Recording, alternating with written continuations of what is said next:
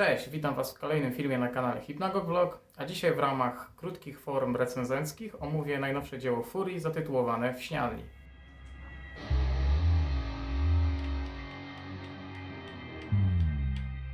Przez pewien czas w ogóle zastanawiałem się, czy brać się za omawianie tej płyty, ponieważ chyba każdy możliwy portal muzyczny gdzieś tam przy okazji wspominał o śnialni, a w internecie aż huczy na jej temat. Ale myślę, że emocje po premierze opadły już na tyle, że można spojrzeć na ten materiał krytycznym okiem i powiedzieć trochę parę słów od siebie. I mam wrażenie, że na temat tej epki, no bo w sumie można ją uznać za epkę, krąży powszechnie taka opinia, że nie powinno się jej oceniać jak zwykłego albumu muzycznego lub że jest to na tyle awangardowe dzieło, że nie powinno się go w ogóle krytykować. No i ja się z tym nie zgadzam. No ale zacznijmy od początku. 12 lutego na kanale Pagan Records ukazała się zajawka najnowszej płyty Furii, której to swojego głosu życzyła legendarna już Krystyna Czubówna, którą pewnie większość z Was kojarzy jej głos przede wszystkim z wielu filmów dokumentalnych, głównie przyrodniczych. Furia odbyła podróż do labiryntu. Jak nie trudno się domyślić, już wtedy poziom hype'u po prostu wystrzelił poza skalę. Oczywiście jako miłośnik twórczości Furii ja również podjarałem się tym materiałem, zwłaszcza, że uważam Księżyc Milczy Luty za jedną z najważniejszych płyt minionej dekady. Z czasem zaczęły przenikać kolejne informacje dotyczące tego wydania, no i mój poziom entuzjazmu nieco opadł. O samej przygodzie Furii z teatrem i reżyserem Janem Klatą wiedziałem już wcześniej, ale też tak jakoś za bardzo nigdy nie wnikałem w ten temat. A okazało się, że W śnialni ma być właśnie takim owocem zrodzonym z tej współpracy Furii z teatrem, takim uzupełnieniem tej całej przygody, czy też może podsumowaniem. Osobiście lubię bardzo takie projekty muzyczne, które wiążą swoją twórczość z aktorstwem, z narracją, ale no wciąż jednak liczyłem, że nowy album będzie po prostu pełnoprawnym następcą Księżyca. Ale w dniu premiery zasiadłem do słuchania bez żadnych obaw, czy też bez żadnej tam napinki, wielkich nadziei. I będąc całkowicie szczerym, to odczułem taki dosyć spory niedosyt po przesłuchaniu tej płyty, ale no może zacznę od tego, co w ogóle mi się podobało. Na wyróżnienie zasługuje przede wszystkim sama forma i sposób, w jaki ona zaczyna się od takiego spokojnego, powolnego basu, rozwija się w coraz bardziej psychodeliczne, urozmaicone, prawie że abstrakcyjne formy, aż na końcu mamy po prostu wybuchy ekspresji, krzyki, chocholi taniec, wszystko w jednym. Podoba mi się również sama gra aktorów, w sposób, w jaki oni się udzielają na tej płycie. To poczucie zagubienia w gonitwie myśli, jaka jest tutaj w ogóle przedstawiona, to się bardzo udziela słuchaczowi, że chcemy sami z aktorami znaleźć jakiś sens w tym chaosie, odszukać te drzwi. Nie tędy, tędy. Tu! Nie tu! Nie, to jest tutaj, o proszę, otwarte, wypierdalać. Bardzo łatwo wniknąć w ogóle w ten muzyczny spektakl i działa on niesamowicie stymulująco na naszą wyobraźnię. Kiedy skończył się odsłuch tej płyty, to nawet miałem takie poczucie wybudzenia się po jakiejś dłuższej drzemce. Ale też chciałbym się nieco odnieść do tego terminu słuchowisko, które często pada w odniesieniu do śnialni. No i moim zdaniem ten termin jest tutaj lekkim nadużyciem. Poprzez termin słuchowisko najczęściej rozumiem twór artystyczny, który głównie opiera się na wzajemnej grze narracji, muzyki oraz efektów dźwiękowych. I rzeczywiście w pewnym sensie śnialnia spełnia wszystkie te warunki, z tym, że no, właściwie tu nie ma rzeczowej narracji. Lider Furii Nihil sam mówił, że jest to coś bardziej na granicy słuchowiska oraz albumu muzycznego.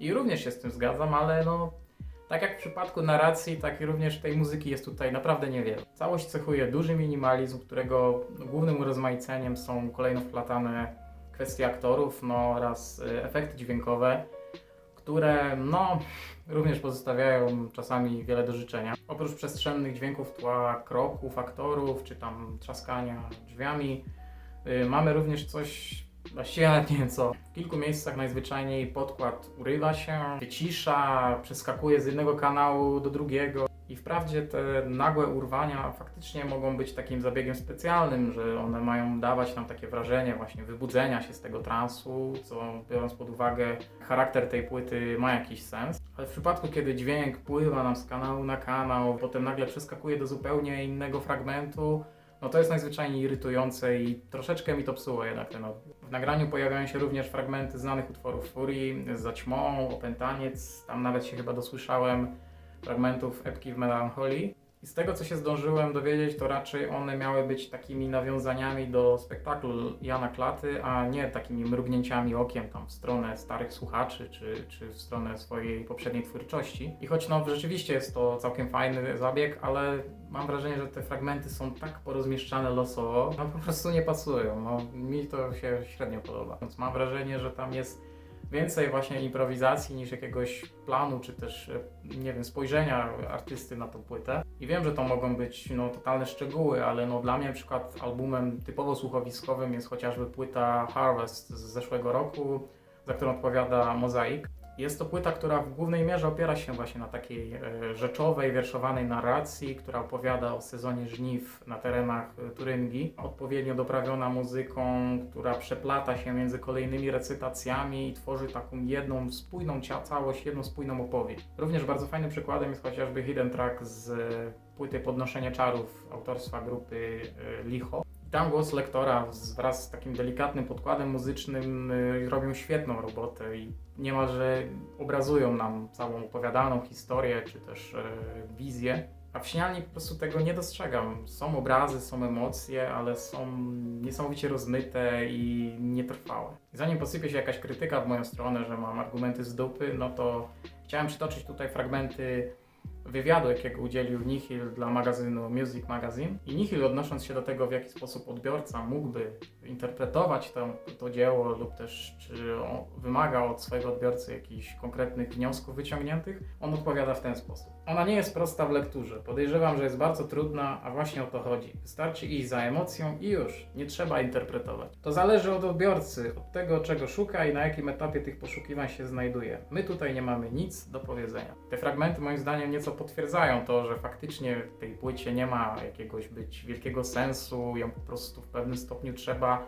odczuć, dać się ponieść tej płycie. I po trzecim, czy też czwartym odsłuchu w Śnialni zaczynałem coraz bardziej mieć wrażenie, że faktycznie jest to swego rodzaju eksperyment, jaki muzycy wykonują, jak bardzo mogą przeprocesować swoją muzykę, jak bardzo ją przetworzyć, wydać, a następnie słuchacz sobie odbierze ją w jaki chce sposób. I oczywiście nie ma w tym nic złego, ale uważam, że odbiór byłby znacznie lepszy, gdyby jednak większą uwagę przykuto do tej warstwy muzycznej, czy też gdyby aktorzy mieli troszeczkę więcej do powiedzenia. Furia już wcześniej brała się za nagrywanie takiego materiału, który w pewnym stopniu był gdzieś tam improwizowany. To było przy okazji albumu Guido, ale tam miałem wrażenie, że jednak muzycy bardziej trzymali się jakiejś konkretnie wcześniej ustalonej koncepcji i mam wrażenie, że właśnie w Śnialni tej koncepcji brakuje. Brakuje lub też nie jest ona tak bardzo wyraźna. Może gdyby tych sesji muzyczno-aktorskich było więcej, to może powstałoby z tego troszeczkę bogatsze dzieło. A tak to mam wrażenie, że zostało nagrane na spontanie,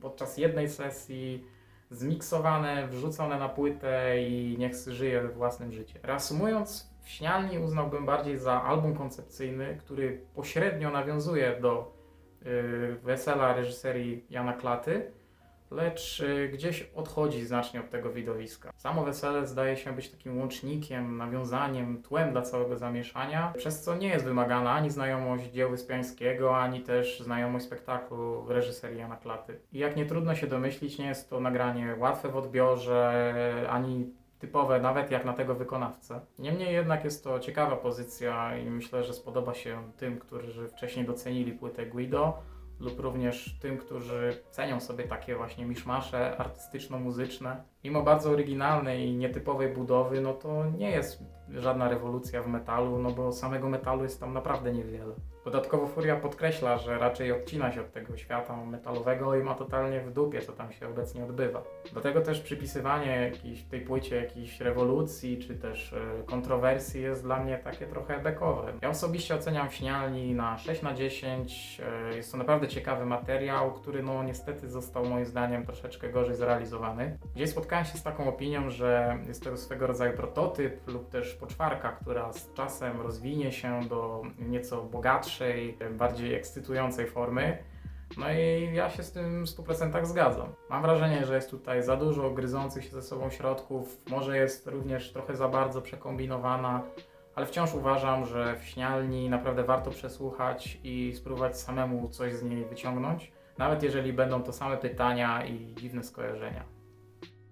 No i właściwie na dzisiaj to by było wszystko. Dzięki wielkie za oglądanie. Oczywiście, jeżeli Wam się podobało, zostawcie łapkę w górę, zasubskrybujcie kanał, no i napiszcie, jak Wam się podobało w Śnialni.